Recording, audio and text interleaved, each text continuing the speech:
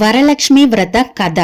నైమిసారణ్యానికి వచ్చిన సూత పౌరాణికుడు సౌనకాది మహర్షులు అడిగిన మీదట వారికి ఈ వరలక్ష్మి కథను వివరించినాడు. మునీశ్వరులారా, స్త్రీలకు సర్వ సౌభాగ్యములు కలిగించే వరలక్ష్మి వ్రతం అనే మహావ్రతాన్ని గురించి పూర్వం పరమేశ్వరుడు పార్వతీదేవికి చెప్పినాడు.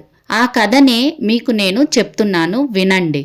ధవలకాంతులతో మెరిసిపోయే వెండి కొండ మీద బంగారు సింహాసనం మీద కూర్చొని ఉన్న పరమేశ్వరుని దగ్గరికి పార్వతీదేవి వచ్చి నమస్కరించి, ఓ దేవదేవ, భూలోకంలో ఉండే స్త్రీలు ఏ వ్రతం చేస్తే సర్వ సౌభాగ్యాలు, పుత్ర పౌత్రాదులు, ధన కనక వస్తు వాహనాది సకలైశ్వర్యాలు పొందగలుగుతారో అటువంటి వ్రతం ఏదైనా సెలవివ్వండి అని అడిగింది.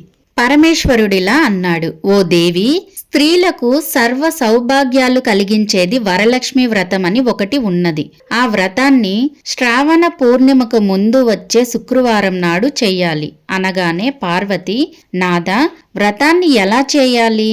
దాని విధి విధానాలు ఎలాంటివి? ఏ దేవతను పూజించాలి? పూర్వం ఎవరైనా ఈ వ్రతం చేసి ఫలితాన్ని పొందినారా? ఈ సంగతులన్నిటినీ వివరంగా చెప్పండి అని అడగగా పరమశివుడు ఇలా చెప్పడం ప్రారంభించాడు. శైలరాజ నందిని, పూర్వం మగధ దేశంలో కుండిన నగరం అని ఒక పట్టణం ఉన్నది. అది ధర్మాత్ములు, పుణ్యాత్ములు అయిన ప్రజలతో నిండి ఐశ్వర్యాలతో తులతూగుతూ ఉన్నది.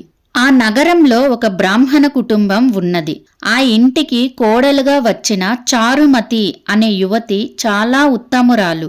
ఆమె ప్రతిరోజు ఉదయాన్నే మేల్కొని ఇంటి పనులు చూసుకొని స్నానం చేసి భర్తను దైవంగా భావించి పూజించేది. అత్తమామలకు సకలోపచారాలు చేస్తూ అందరికీ ఇష్టంగా మితంగా మాట్లాడుతూ గృహకృత్యాలు చేసుకుంటూ ఉండేది. ఇంటిలోని వారి చేతనే కాక ఊరిలోని వారి చేత కూడా మంచి ప్రశంసలు పొందింది. ఇటువంటి సదాచార సంపత్తి, సత్ప్రవర్తన కలిగిన ఆ చారుమతి మీద జగన్మాత అయిన వరలక్ష్మీదేవికి అనుగ్రహం కలిగింది. ఆమెకు ఒకనాటి రాత్రి కలలో ప్రత్యక్షమై, చారుమతి, నేను వరలక్ష్మీదేవిని. నీ సద్గుణాలను చూసి సంతోషించి నిన్ను అనుగ్రహించాలని వచ్చాను. శ్రావణ పూర్ణిమకి ముందు వచ్చే శుక్రవారం నాడు నన్ను యథావిధిగా భక్తి శ్రద్ధలతో పూజించు. నీవు కోరిన వరాలిస్తాను అని చెప్పింది. చారుమతి చాలా ఆనందించి కలలోనే వరలక్ష్మీదేవికి ప్రదక్షిణ నమస్కారాలు చేసి, నమస్తే సర్వలోకానాం జనన్యే పుణ్యమూర్తాయే శరణ్యే త్రిజగద్వందే విష్ణు వక్షస్థలాయే అని స్తుతించి, ఓ తల్లి, నీ కటాక్షం కలిగినట్లయితే ప్రజలు ధన్యులవుతారు, విద్వాంసులవుతారు, సంపన్నులవుతారు. నేను పూర్వజన్మలో చేసుకున్న పుణ్యం వల్లనే ఇలా నీ దర్శనం లభించింది.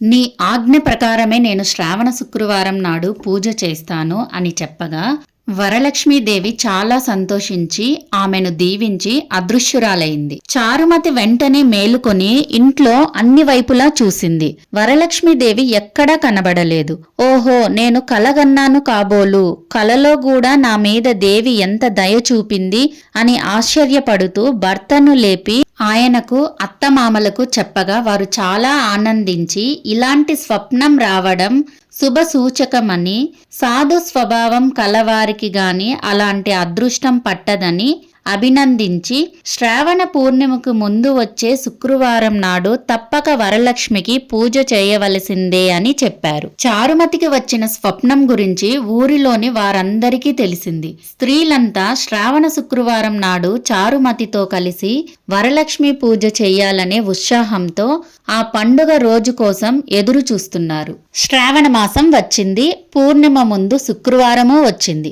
ఆనాటి ఉదయమే నగరంలోని స్త్రీలంతా అభ్యంగన స్నానాదులు చేసి పట్టుచీరలు కట్టుకుని పూజా ద్రవ్యాలతో చారుమతి ఇంటికి వచ్చినారు. చారుమతి అప్పటికే అభ్యంగన స్నానాది కృత్యాలన్నీ పూర్తి చేసుకుని సిద్ధంగా ఉంది.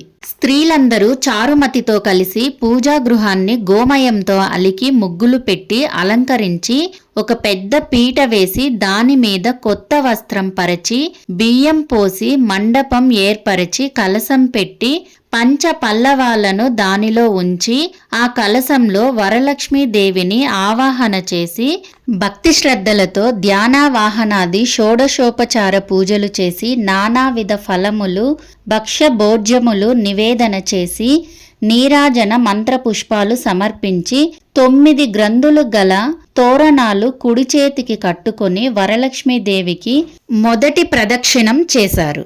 ఆ స్త్రీలందరికీ కాళ్ల నుండి గల్లు గల్లుమనే శబ్దం వినిపించింది. చూసుకోగా కాళ్లకు అందెలు కనిపించాయి. ఓహో, ఇదంతా వరలక్ష్మి కటాక్షమే అని సంతోషించి వారంతా రెండవ ప్రదక్షిణం చేశారు. దగదగ మెరుస్తున్న కంకణాలు చేతులకు వచ్చాయి. మూడవ ప్రదక్షిణం కూడా చేశారు. ఇంక చెప్పేదేమున్నది, ఆ స్త్రీలంతా సర్వాభరణ భూషితులైనారు. ఆ స్త్రీలందరి భవనాలు సువర్ణమయములైపోయాయి. రథ గజ తురగాది వాహనాలతోనూ పరివారంతోనూ మహారాజ భవనాల్లా ప్రకాశించాయి. ఆ స్త్రీలందరినీ వారి వారి ఇళ్లకు తీసుకుపోవడానికి గుర్రాలు, ఏనుగులు, రథాలు మొదలైన వాహనాలు వచ్చి చారుమతి ఇంటి ముందు నిలబడ్డాయి.